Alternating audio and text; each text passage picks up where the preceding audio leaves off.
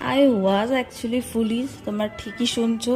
এই ক্লিপগুলো হচ্ছে 15 আগস্টের ক্লিপ, যেদিন আর কি অফিসে ট্র্যাডিশনাল ড্রেস আপ করে যাওয়ার কথা বলা হয়েছিল। তো সেই দিনই লাস্ট ডে বলতে পারো অফিসে।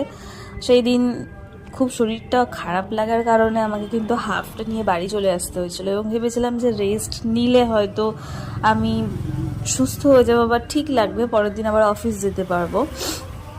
তো যতটুকু টাইম ছিলাম বেশ ভালোভাবেই ছিলাম, বাট বাড়ি আসার পরদিন সকালে যখন ঘুম ভাঙে, তো তখন আমার মনে হয়েছিল যে না, আমি হয়তো কন্টিনিউ করতে পারবো না। আমি এতটা ইমোশনাল হয়ে পড়েছিলাম যে আমার মনে হয়েছিল যে না, আমি এক্ষুনি বাড়ি যাব, আমি আর কারোর কোনো কথা শুনবো না, আমি এক্ষুনি জাস্ট বাড়ি যাব।